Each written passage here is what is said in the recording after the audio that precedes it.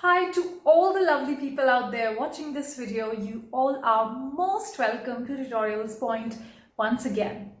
Well, there are the certain delicate situations in life wherein we are in a dilemma as to how to deal with them, or so to say, how to put forward our message or convey our message so that we don't even sound way too rude or direct or curt, but at the same time, we also are being very honest in expressing our opinion. Well, there definitely are, right? And I'm sure while I was saying all of this, you definitely were reminded of few such situations in our lives, right? Which is why in this video, we're gonna actually learn about dealing with delicate situations with funny phrases. Because English, as you all know, is a language which has something in store for every situation or for every person, right? And so it is for these delicate situations as well. So let's go ahead and see what are the various funny phrases which you can use to actually deal with such delicate situations going forward. Let's go ahead. So here is, I think, a very common situation that day in day out we are faced with. Don't we have certain chubby friends or cousins or colleagues who are kind of, way too conscious about their body shape or weight, and they want to know your opinion as well? Now, what do you do in such a situation? You're in a fix because probably you don't even want to lie. You want to be honest with them, and at the same time, you don't even want to hurt them. Well, English has a phrase for such situations as well. Instead of saying that you're way too chubby or you've put on a lot of weight or you're obese, a better or kind of a funny phrase to just make this entire situation or make the entire conversation a light-hearted one, would be, you are slightly big boned, or she is slightly horizontally challenged. So big boned or horizontally challenged is, these are the phrases which are used to basically convey a message that, okay, you are slightly chubby or you put on weight. But now if you would have said it the other way around, it probably would have kind of hurt the person, right? Which you didn't want to, right? So instead of saying that, using this phrase that you are big boned or you are slightly horizontally challenged would be a better and a light-hearted way of conveying your message. So next time, if you are in this situation, you know how to handle it. Well, the situations or these delicate situations don't just end here. We all are so conscious of our of our looks or of our body in one way, in one aspect or the other, that we are kind of always looking forward for opinions from other people. And now there is another situation wherein the person wants to kind of or compare his or her height with the other person and wants to know as to, do I have a normal or a good height? Am I tall enough?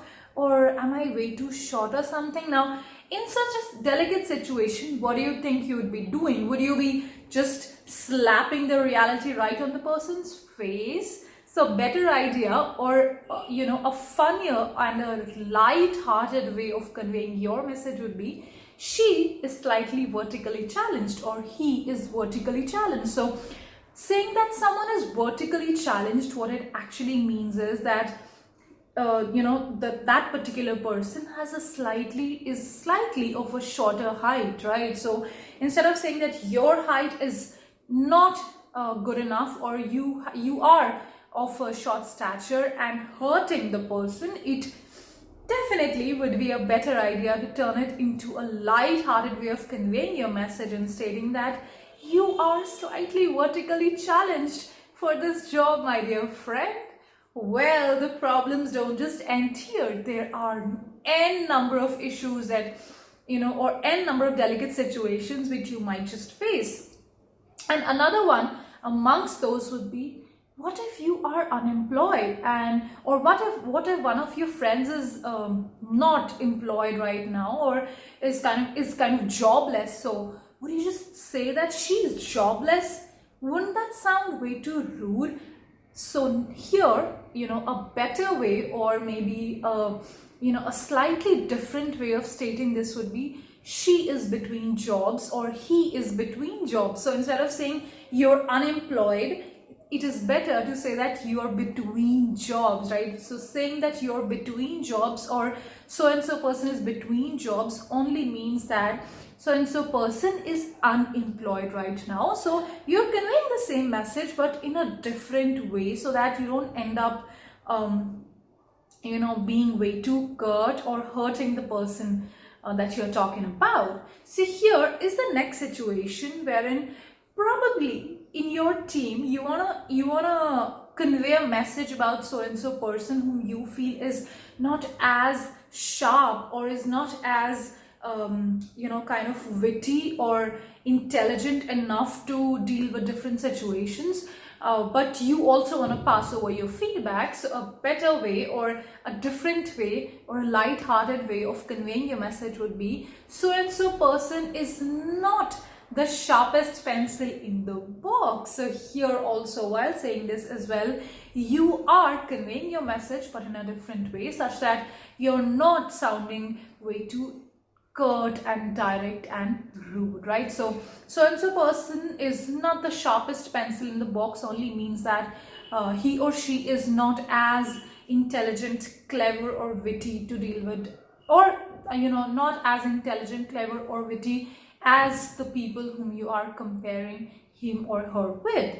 So here is the next situation, which also, or maybe a phrase which you can use to probably describe a person who is not very kind or very easygoing or pretty okay with those people who are not as productive, right? So or so to say, a person who is not as polite, right? Or a person, or to be precise, actually a person who is rude and is pretty actually unkind or way too professional, doesn't think about anything else. So if you find such a person and you want to actually probably just express your opinion, instead of saying these words that you are way too rude, you're very unkind and all, a better way would be, he or she doesn't suffer fools gladly. Yes, that is right. So when you say that so and so person doesn't suffer fools gladly, it only means that the person that you're talking about is not as easygoing with those people whom, or maybe the person that you're discussing about is kind of rude and is pretty unkind. So you cannot expect sympathy out of that particular person. Well, how about the situations wherein a particular person is homeless? Are you just going to say that he or she is homeless? So a better way of saying would be, or maybe a polite way of saying would be, he or she is on streets, right? So and so person has moved to streets, or he or she is on streets. So it only means that whatever or whomever that you are referring to is actually homeless. Well, how about a situation wherein probably your colleague or your junior presented you, or your teammate presented you something, some presentation or work or project that you assigned him or her to, and you just don't feel it's kind of up to the mark. Will you just directly say that it's not up to the mark at all, just go and redo it? Well, if you put it forward like that, you might just sound way too rude, and the intent with which you put it forward might not come true, or for that matter, the person might just feel way too demotivated to correct whatever you wanted him or her to, right? So in such a situation, if you want to put forward that whatever you have done is not up to the mark, a better way of saying that would be that you have left a lot in this to be desired, right? Left a lot to be desired. So the presentation that you've in this presentation, you've left a lot to be desired. So this only means that it is not up to the mark and you probably need to improvise it. So just twisting your way of saying will definitely help you to handle different situations or delicate situations in a way such that your reaction is not going to make things worse. Rather, it will actually help you to improvise, or so to say, it will actually help your intent of improving things rather than making them worse. So definitely a good idea to learn about funny phrases to deal with delicate situations. So friends, this was all about all that I wanted to put forward for all the delicate situations and how to deal with them in a funny way. We will see you again in the next video. Till that time, keep learning with Tutorials Point and Tutorix. Have a good day.